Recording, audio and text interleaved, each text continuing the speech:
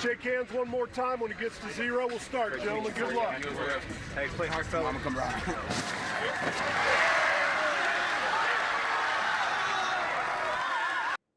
Welcome into 5 on your sideline. I am Corey Miller, and you know that chill in the air you felt tonight? Well, that just means it's time for high school playoff football. It's week 1 of the postseason, and we were all over town to see which teams moved on and which teams will have to wait until next year. 2 storied programs in Class 6, Kirkwood and CBC, the Cadets beginning their state title defense. The defense was dominant at the start of this one. Colin Bratney into the backfield for the big tackle. Then the Pioneers force Ohio State commit Jeremiah McClellan to fumble. Kirkwood looking to play upset here, but the Cadets, they can play some defense too. This is back-to-back plays, and it's back-to-back sacks for CBC's Tristan Abram. He would not be denied. We did get a touchdown eventually. Alex Morris gets the handoff for CBC, finds an extra burst of speed through the Kirkwood defense, comes right at me in the end zone for the score. Kirkwood hung close for a while, but the defending champ CBC wins 37-16. Big rivalry in the first round, Parkway Central, Parkway West. Let's give some love to the kicker first. Connor Lander nails this long try for Central. This was a tight game throughout, folks. West would break out a bit on offense in the first half. Joseph Federer serves this one up. Michael Roberts aces the assignment. Great catch.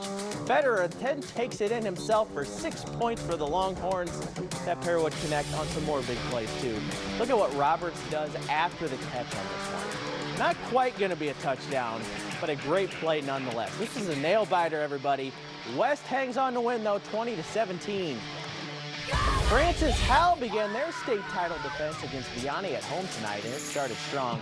Look at this run from Maddox Duncan. Stiff arm, hesitation, just perfection all the way into the end zone. That's a heck of a run. Vikings on top early. Duncan showed you his agility and elusiveness on that first touchdown. Now he's going to show you his strength and toughness on this one. Refuses to go down as he dives for the pylon. It's going to be another score. See, I outran his highlights. There's a touchdown. Man, what a run. Vianney would get on the board, though. Sam Smith takes the pass. He's got some daylight, and they're not going to catch him. Howell wins a crazy offensive game. Listen to this final score, 76-47. They keep their dreams of back-to-back state titles alive. Pattonville and Hazelwood Central, these two teams just played a great game against each other a few weeks ago, and now they met in round 1. First quarter, Amon Lee comes up with the interception. He finishes it off with a pick 6. Hawks on top. Later on, the Hazelwood Central defense comes up big once again. This time, they are going to be all over this Pattonville fumble. Oh yeah, they got that one covered. Second quarter now, KJ Burns gets the carry for Central. He's going to burst his way into the end zone for 6 of his own. At last check, Hazelwood Central had this one in hand. Hazelwood West at SLU in the first round. Junior Bill's happy to have a home playoff game. The newest Texas Longhorn commit, Ryan Wingo, starts things off. He takes this pass from Marco Sansone for 6 points. Hazelwood West with a big play now. Jabari Lofton going to take it, finds a hole. He is gone down the sideline. Big gain for Hazelwood West. It was SLU's night at home, though. Sansone takes this one himself through the contact and finishes into the end zone. Nice run. They keep pounding it in. Good luck tackling fullback Cody Cade as he rumbles in for 6 more. SLU wins big in round 1, 69-7 over Hazelwood West. We move to Ladue, the Rams hosting Chaminade. John Roberts makes a Barry Sanders-like cut on a dime, then waits for one final block and tiptoes into the end zone. Rams go up 20-7. Ladue on the move again. Richard McIntosh, the short pass coming up to Sam Gellner. He's going to pick up a good gain and then takes a shot after the whistle. Here it comes. Right there. Yeah, you can't do that. So the Rams drive continues. McIntosh goes up top for Lucas Clado, and he's going to be right there for the touchdown. This is a pretty pass. Ladue rolls on, 34-7 over Chaminade. Farmington and Webster Groves, the Statesmen temporarily playing at the home of their rivals from Kirkwood. Will Travers surveys the situation. He finds Jabari Booth, who does the rest for the score. Statesmen on top. They'd bring it on defense as well, forcing the Farmington fumble to take over right there. However, Farmington can make some plays as well. They step into the pass to get this interception. Taking into Webster Grove's territory, that's Caden Paisley on the interception. Farmington would capitalize with a field goal on that same drive, and this game turned into a thriller. Farmington came to town and knocks off Webster Grove's 22-16 in overtime. All right, that's the Missouri side, and most of the Illinois teams will kick off their playoff schedule tomorrow. But tonight the spotlight was on Belleville East. The Lancers had a playoff year last season, but tonight is special. It's their first home playoff game since 2010. And while Southwestern Conference teams like Edwardsville and East St. Louis may be known as perennial powerhouses, the Lancers want their respect as well. For us, we play playoff football every weekend when we're facing East St. Louis, Edwardsville, schools like that. O'Fallon is a playoff team every year. You know, our seniors, we really just wanted to work harder, and we worked hard, and it's just showing now. And I feel like we should have respect as a good team as we are. Going into every game, we gotta prove everybody wrong. So I feel like we gotta have this chip on our shoulder. We want everybody to know that we're really for real, and like we're a good football team. We're ready to beat anybody in the state. It doesn't matter who.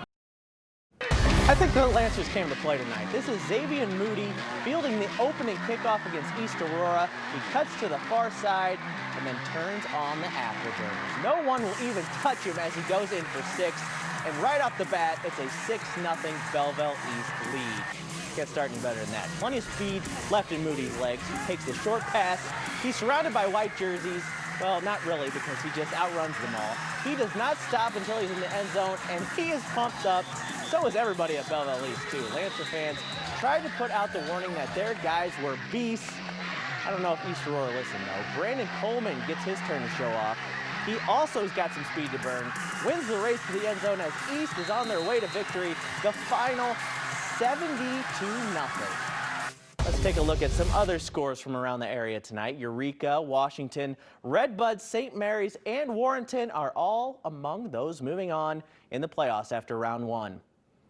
We want to congratulate Columbia High School as well. The Eagles are our 2023 Tackle Hunger Champions for the year, raising over 18,000 pounds of food for Operation Food Search. In total, the campaign raised over 68,000 pounds of food.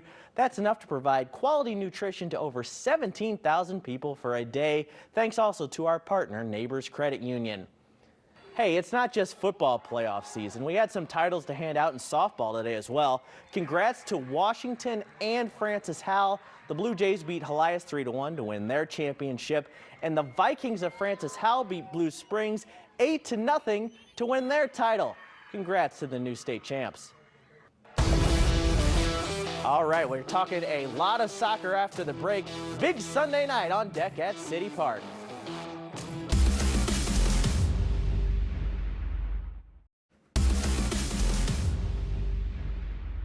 They have defied every expectation.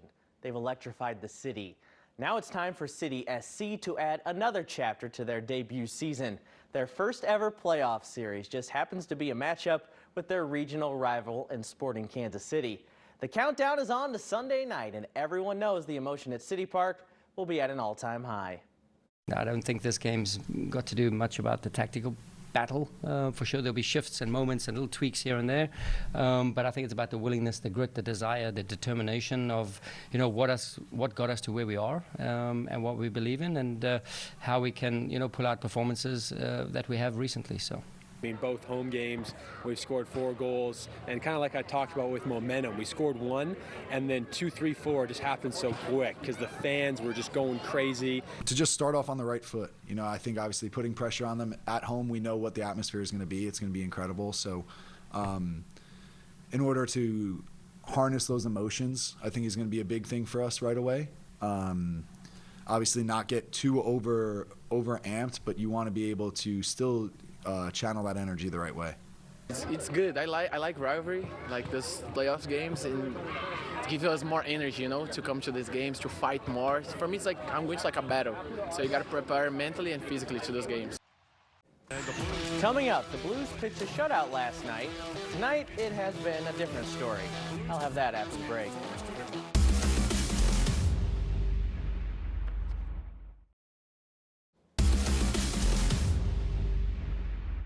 The Blues are finishing off this second half of a Canadian back-to-back tonight in Vancouver.